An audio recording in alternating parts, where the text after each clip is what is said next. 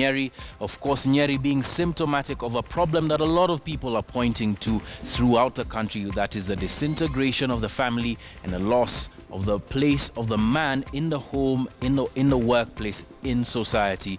Do you agree with those sentiments? You can tweet us, and the hashtag is Checkpoint Tonight. We've got Ken Jiru from the Ungwana Initiative, as well as Dr. Lukoya Atwoli coming to us from Eldoret. We've also got Elizabeth Mudhoni, who shall be joining us from Nyeri. She is a women's rights activist joining us from the region that brought us this very topic this evening. But of course, we've been covering lots of other stories from across the country, including that one-year anniversary after that devastating Mpeketoni attack.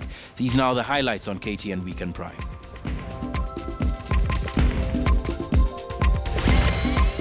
Sisi wenye tunakuja na wagonjwa, tuwe tukiwacha tu wagonjwa wetu wakikufia ndani ya hospitali, ama sisi tuwe tukiwasaidia. Corpses lying in hospital wards uncollected and not taken to the mortuary. The rot at the Bungoma County Referral Hospital. And Mpeketoni 1 year on, even as Al-Shabab hits yet another Lamu target. Also coming up, Sudan's El-Bashir evades ICC dragnet in South Africa. And the woes of Kenyans languishing in foreign prisons.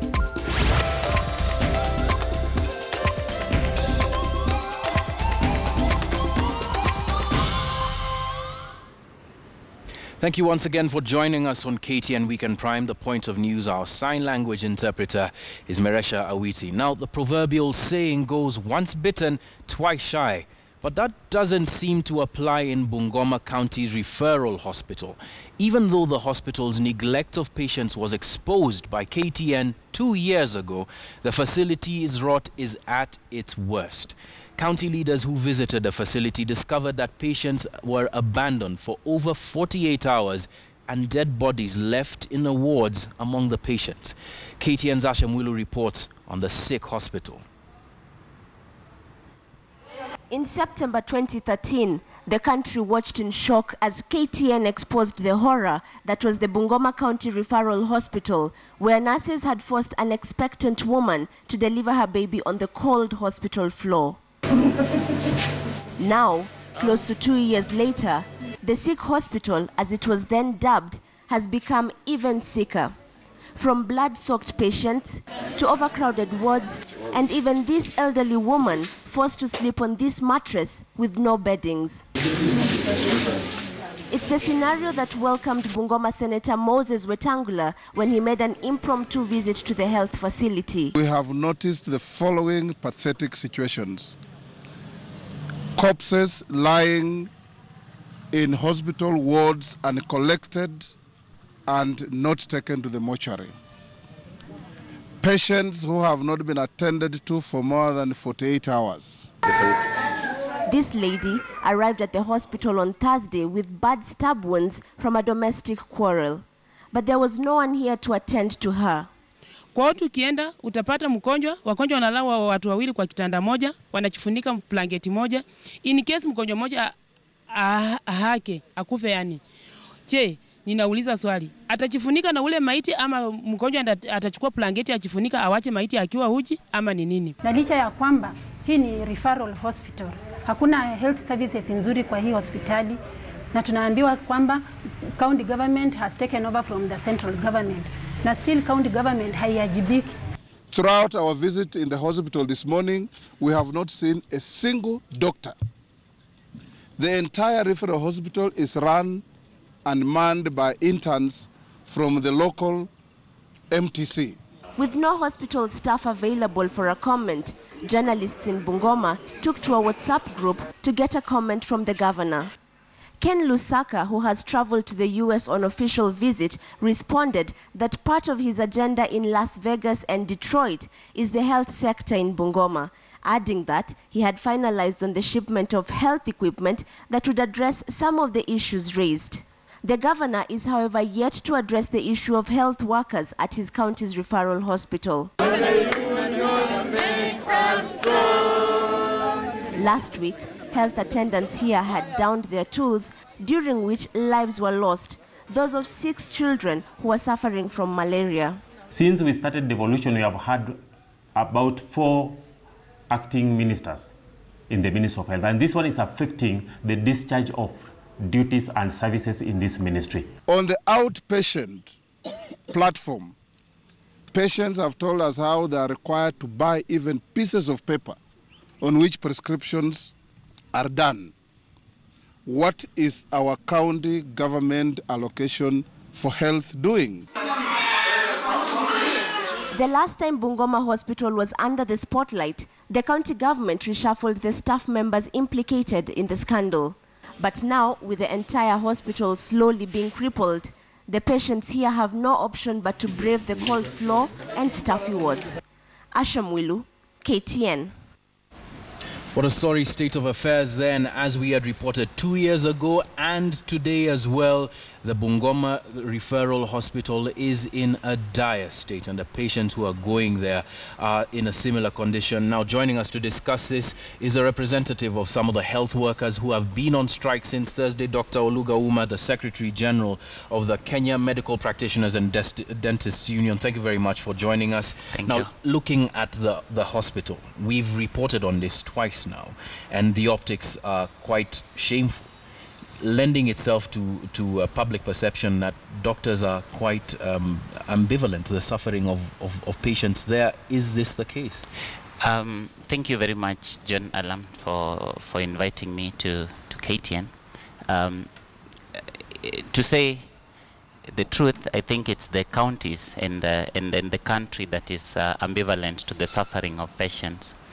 We have said time without number the issues that are affecting healthcare, and we know them. Bungoma County is actually just a symptom of the bigger problem in healthcare in this country, and quite a number of counties are actually going through the same problem as Bungoma County. Tharaka Nithi, Uasin Gishu, quite a number of counties, and the elephant in the room is the way healthcare workers have been handled, and in particular doctors. Yes. In Bungoma County, in Tharaka Nithi, all healthcare workers are actually out of hospital because some of them have worked for up to 3 months without pay. And if, as it is, the pay that healthcare workers get is so meager that if it even delays for a month, then you're unable to even meet the basic human rights like housing, like food. That's understandable, Dr. Uma, but aren't there other options? Couldn't you have gone on a go-slow, for instance, so that the operations at the hospital continue, instead of leaving patients sleeping in the same halls as corpses? We have actually been very patient with the counties. We have been very patient even with the national government. As a matter of note, is that the healthcare workers are actually the only humane people remaining working in the counties, because it looks like the county governments, and especially with their governors and the people who are working, do no longer care about healthcare workers. You note that Tharaka Nithi CC actually even told healthcare workers to go on strike. The same with Uasin Gishu governor. When it has become so careless upon the leaders who are supposed to take care of the health of their people, telling healthcare workers and talking to them in a very arrogant and ignorant way. All right, then there might be arrogance and there might be ignorance. Coming back to your question about are there other means? Yes, of course there are other means. But counties have been running away from dialogue. Healthcare workers have sought to talk to them for quite a number of times. By the way, we have actually had a lot of engagements. So far, we've had over 25 engagements with the Council of Governors, and I can say that. We have written letters to them, we have met them, we have talked, but the same issue of pay, okay? Number one, the pay is so, it's almost like you're working on a volunteer basis, okay? Number two is that pay does not come consistently. But the complaint of the governors, the issues of the promotions, Dr. Uma, the issue of payment, especially throughout, Tharaka Nithi, Jackson Mandago from Uasin Gishu has spoken on the same issue, and I believe it's the same in Bungoma, is that money has not been transferred to them by the national government. Is this, to the best of your knowledge, true? Have you investigated it? Are you involving the Ministry of Health in these discussions to ensure that the pay reaches at the time that it's supposed to? Healthcare has failed at both levels of the national government and at the county governments. But remember, the county governments have been very enthusiastic to take this function of healthcare. And if they want to be successful with the function of health, then they must make sure that they meet every single obligation that goes with that function. That obligation includes the obligation to pay healthcare workers. And if they have problems with the national government, that is their problem. Healthcare workers should not be the people that bear the brunt of infighting between national government and county government. Seriously speaking, Dr. Ouma, it's not just healthcare workers who are bearing this brunt, it is the patients as well, exactly, who are right at the end of that service delivery chain. In fact, actually, the patients are the ones that are bearing the greater part of the pain that comes with this infighting. And that is where the governors come in, because they are the ones that were elected by their people, and their people are dying. Right now we have almost 420,000 deaths annually, which is a double from 2 years ago. Okay, we are losing over 1,000 patients who we shouldn't be losing, because healthcare workers are either not there, most of them have resigned, majority of them are demoralized, most of them are not paid. Doctors right now, you saw the story of 700 doctors that are being mishandled at the counties that were posted. 2 months down the line, April, May, they have not been paid. How are you supposed to pay your rent? How are you supposed to feed? And if counties want to show that it's the national government that is not giving them the money, then let that national government take the function of human resources. All right. Because so that they pay in time, so that they promote these workers, so that they pay them better. Okay, well, let's move forward. How far are health workers willing to go with respect to the strike, and what solutions can we expect for the patients who in the midterm are suffering, many of whom are reported to be dying? Very quickly, as we're running short of time. It's very unfortunate that that patients actually are really suffering. Healthcare workers have actually always been there to give their services, even in very strenuous conditions like in Peketoni and in Mandera. The solutions are as clear as we've talked about them. If the counties are unable, and they have shown many times that they are unable, with healthcare workers resigning, 2,000 doctors have actually resigned. They have not been able to pay doctors. Right now, ethnicity and tribalism is the in thing in the county. To your solution? Yes. Now, the solution is the counties should accept that they have failed. They have failed. And we have seen that. This function of human resources, the counties can paint the hospitals, they can put equipment, they can do whatever they want. So you'd like the function of health to be returned to the national government? Resources, management should be at a central point. All right. So the national government should take care of this. Exactly.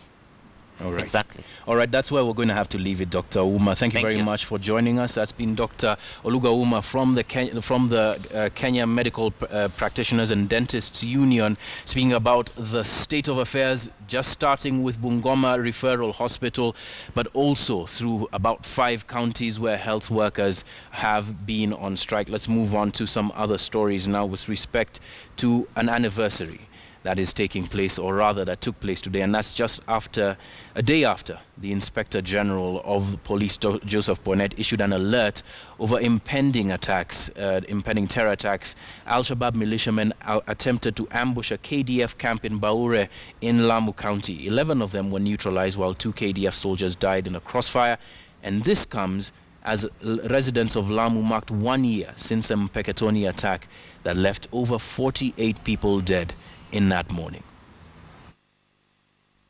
At the crack of dawn, an unknown number of gunmen made their way to a KDF camp at Baure in Lamu County. Armed with sophisticated weapons, they launched an attack on the soldiers but were then thwarted. 11 of them killed in the process, 2 of whom are of Caucasian origin. The KDF suffered losses when 2 soldiers were killed in the crossfire. With the Kenyan soldiers trying to ascertain how many attackers they were, one thing was certain, that a section of them escaped into Bone Forest. They were injured. 12 AK-47s, 5 RPGs, 8 grenades and a video camera, among other items, were recovered.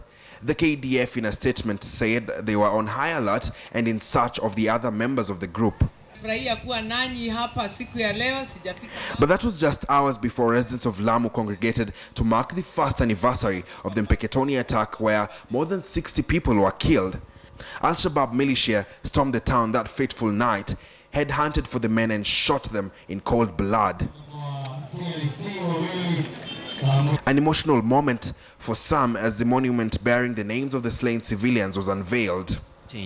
Her son, the late James Masharia, was shot as he was on... In a story aired by KTN, The Return to Mpeketoni, about a month ago, it revealed the sorry state in which residents of the area had been left in.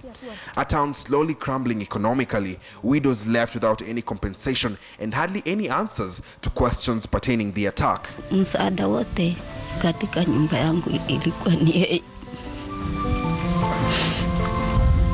Na sasa shida imetokea nyingi sana baada ya kupotea. Hata hakuna wakati nimepata uzuri wowote ya dunia. Some of the issues the residents hoped would be addressed by the government. However, messages of unity and peace took center stage while the leaders condemned the heinous activities of the Al-Shabab terror group. Tulipigwa na majambazi ambao walikuja wakajiita Waislamu.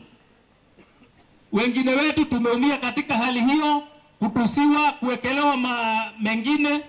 Wale ambao watakaokuja kuteleta vurugo, serikali yetu kuu iko na macho. Hata hivi leo tuishukuru serikali yetu imewaua watu kadhaa ambao walikuwa wanataka lengo lao kuja kuvuruga sehemu kama hii.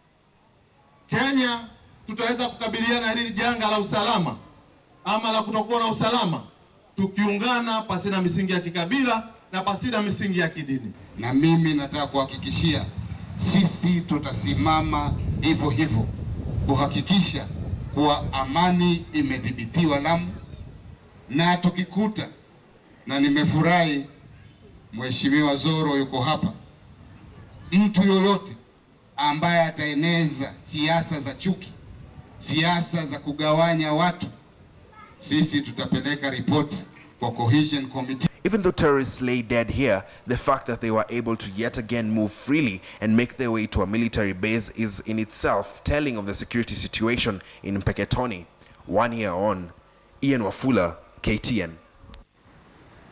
A South African High Court has ruled that Sudan President Omar al-Bashir cannot leave the country until tomorrow, when it is decided whether al-Bashir will be handed over to the International Criminal Court.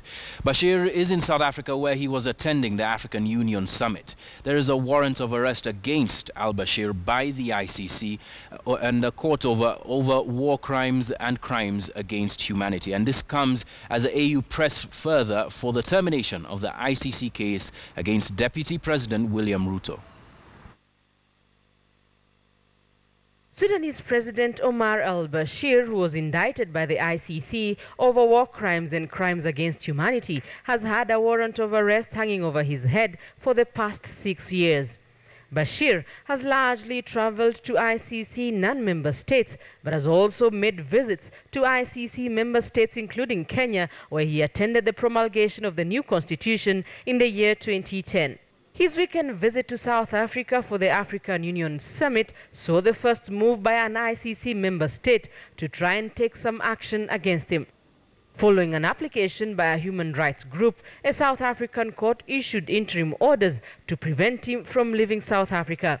At the summit in Johannesburg, Kenya was once again lobbying African countries to join hands in the push to have the case against Deputy President William Ruto at the ICC terminated. A decision taken in January at the AU summit in Addis Ababa, requesting the United Nations Security Council to have the ICC terminate or suspend the case against Ruto, has borne no fruit. But the AU is not letting the matter rest. The AU Executive Council on Saturday approved a draft resolution asking the United Nations Security Council to terminate or suspend Ruto's case.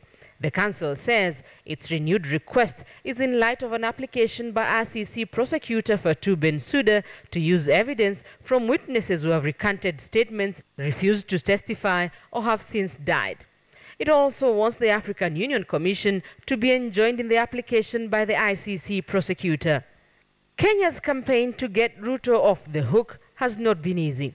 With proposals by countries opposed to the ICC to have international crimes tried on African soil, African countries have been slow in ratifying the Malabo Protocol. The protocol proposes the collapsing of two courts, the African Court of Justice and the African Court on Human and People's Rights, into the African Court on Justice and Human Rights, with an expanded mandate to try, among others, genocide, war crimes and crimes against humanity. Kenya has already taken the first step towards the formation of the court. And to this end, Kenya has just signed the Malabo Protocol on the African Court of Justice and Human Rights, and I will transmit the instruments to our Parliament for ratification. In addition, Kenya today pledges $1 million to the establishment of the African Court of Justice and Human Rights. Kenya is yet to secure even half of the minimum 15 ratifications that would kick off the process of establishing an African Court on Justice and Human Rights. Rita Tinina, KTN. CORD leader Raila Odinga has criticized Jubilee legislators over the rejection of Monica Juma's appointment as a secretary to the cabinet. Speaking in Kibera during a fundraiser, Raila said the country had lost a competent career woman due to the selfishness of the Jubilee lawmakers. CORD now vows to mobilize other legislators to ensure that Juma's appointment is approved. Mama Monica Juma, ile MPs wako kwa bunge, tutamobilize watu wetu Nairobi na nguvu kurudisha ile mama huko. Kwa sababu iko ukabila Jubilee hawataki kusikia. Because of rogue MPs wa Jubilee walikataa a very principled career Monica Juma. Na sisi watu kama CORD tunasema, hawa kwenye bunge walisema kama huyo sio Mkikuyu ama huyo Kalenjin, huyo hatapata hiyo kura. How can we accept such tribalist Kenya? Mimi napata report huko bungeni ya kwamba huyu bwana yake alituma report huko ICC ambaye anasema ya kwamba ati Uhuru Kenyatta ni mje Mungiki. Sasa watu wa Jubilee wamekasirika na hiyo report, wasiletee sisi hapa sarakasi ndani ya bunge. Hiyo ndio maana ambayo walikataa huyu mama. Mama Juma hana hatia. Ati anaandika barua kwa majubilee wa bunge ati msizoee kuja hapa kwa ofisi yangu ati mnatafuta pesa ya bure. Sasa hiyo ni makosa yake. Wanakwenda pale pia kifua. Ati mama ajue kwamba Juma ni wanawakilisha wananchi. Hawakuwa wanapigania wananchi, walikuwa wanapigania tumbo yao peke yake. 5 young Kenyans are languishing in a crowded prison in Accra after being convicted for drug trafficking-related offences. The Kenyan community in Ghana says they are worried that many youth have adopted a get-rich-quick attitude that is leading many of them into trouble. And as our special correspondent Alex Chamwada reports, the head of the Kenyan diaspora in Ghana, Charles Njero, is helping the Kenyan inmates not only to reform, but also to return to their motherland after serving their sentences. There are many Kenyans shining abroad thanks to hard work, determination, resilience, focus, and passion. But there are others who are doing badly, those who are daring for the wrong reasons, so to speak. Some have been caught and thrown into prison for allegedly engaging in criminal activities. One such place you find the inmates is Nsawam Medium Security Prison, that is located on the outskirts of Nsawam Township in South Ghana. So far from Kenya, but so near to the Good Samaritans who give a helping hand. We've got about 5 Kenyans now serving 10 life-sentence jails, 10 years jail terms in one of the prisons. And those are the kind of things. But in the community itself, I would generally say Kenyans are very well behaved. Internationally, we've never had any cases of people maybe very caught with law. The ones who are in the prison and people actually fly out from other countries, coming in here in Ghana for drug-related offenses. And little did I know about it until sometimes last year when one of them was released out of jail and was very stranded. We managed to get the community together to raise airfares to get the lady go back home and also start a new life. Filming is prohibited at the facilities, but these details are emerging due to the visits made by Kenyans to help their fellow Kenyans. Nsawam Medium Security Prison is the largest prison in Ghana. The Kenyan inmates here are 4 females and 1 male.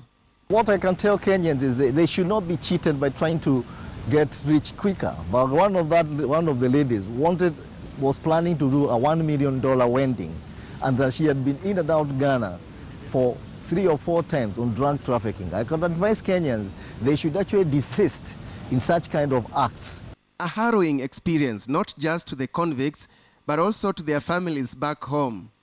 There are scheduled visits that we actually undertake as Kenyans to go and visit and take food and take water, take clothing and everything else, the natural necessities to those serving their jail term.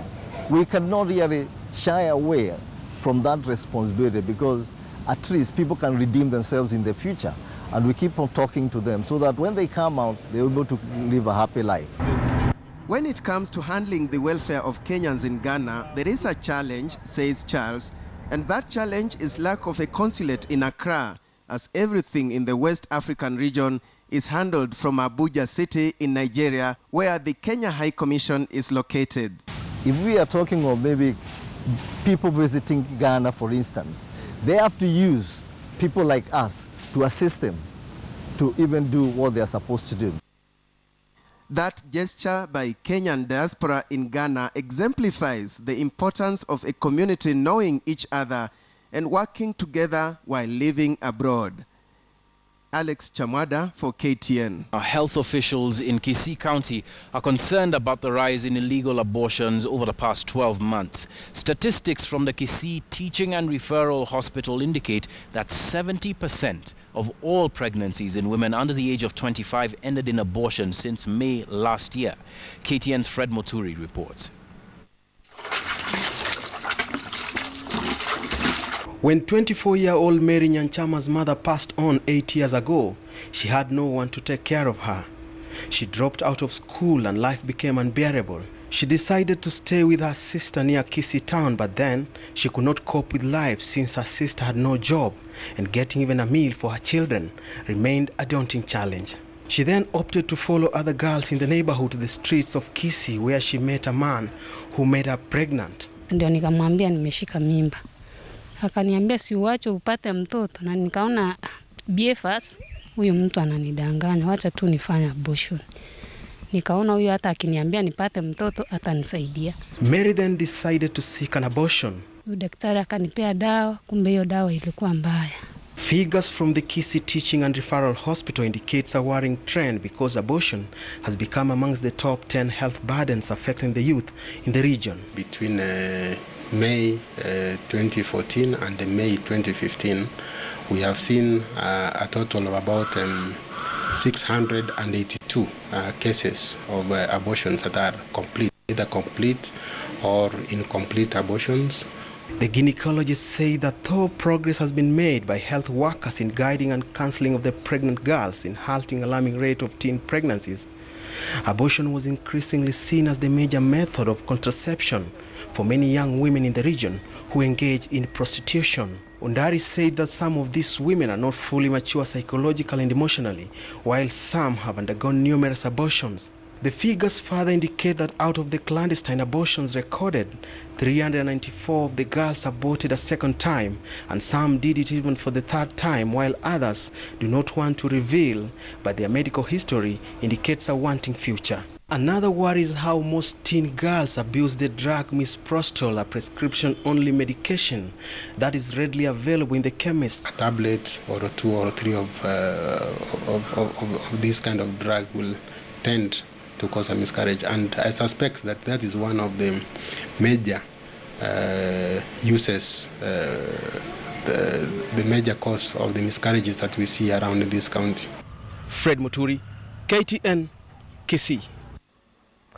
And moving on to some volleyball news now, Kenya booked a place in the ongoing Africa Cup of Nations semi-finals after powering past Algeria with 3 straight sets. The Malkia strikers will now face Botswana in the last group match tomorrow before finding out who their opponents will be in the semi-finals. Robinson Okenya reports from the Kasarani Indoor Arena.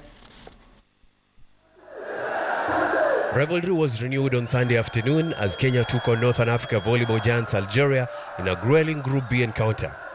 Hundreds of fans who opted to spend their Sunday afternoon at the Kasarani Indoor Arena provided a magnificent atmosphere as the two giants tested their supremacy. Kenya was quick off the serves, taking an 8-3 lead, forcing the Algerians to call for a timeout. The Algerians rallied to trail Kenya by 2 points before the home team's attack narrowly bagged the set 25-20. The second set was anchored by Algeria, forcing Coach Lungao to shuffle his receptionists. The changes worked in Kenya's favor as Malkia strikers banked the second set 25-22. The third set was one-sided as the Kenyan Queens rallied from behind to win the set 25-17, bagging the game in 3 straight sets. Ilikuwa game ambayo ilikuwa na tension kabla tuanze, lakini la muhimu ni kwamba tumeweza kushinda. Timu ya Algeria ni timu ambayo ni ngumu sana, lakini nimefurahia vile wachezaji wamecheza, maana kila wakati kujaribu kubadilisha walikuwa wanabadilika, na hiyo ndio imefanya ikatuwezesha kuweza kuwashinda. Tulijicompose tu na tukasema to take every score step by step, na ndio maana tumetoka victorious. In an earlier match, Senegal came from a set down to upset Tunisia in a game that saw both teams battle to 5 sets before the West Africans won it 3-2. After booking a place in the next round of the competition, Kenya will not rest, knowing that their next game is against Botswana tomorrow. Robinson Okenye, KTN Sports. All right, time for a bit of your feedback on Checkpoint tonight. Lois Seca says, focus should be emphasized on mentoring men from a young age take up their roles. As it is said, the raw material for making a man is a boy. So that's a pretty good observation there. Lots of feedback coming in here. Wandia Joy says, men have surrendered their souls and their brains to love of power and money. That's why they get easily cheated by alcohol sellers. She's also said quite a number of things on her timeline. That's WM Joya. Kinanga Davis says, we need to support maendeleo ya wanaume in Nyeri and offer men counsel instead of ridiculing them. And finally, the tweeting priest at Padre Musa says, fix the alcohol problem in Nyeri. All the hypotheses of making sense of violence with the Christian culture, rose tint, making little sense. And that's where we're going to leave it for Checkpoint tonight. Keep your feedback coming in. Of course, that's an important subject to discuss. The emasculation of men versus empowerment of women. Is that the discussion that's been taking place in Nyeri? What's going to be happening in coming days with respect to the family unit? Thank you very much for joining us this evening, for joining me and Lynn this evening. Yvonne Okwara will be back next week. It's lonely in studio without her here. I'm John Alanamu. Our sign language interpreter has been Merasha Awiti. Good night and have a great week ahead.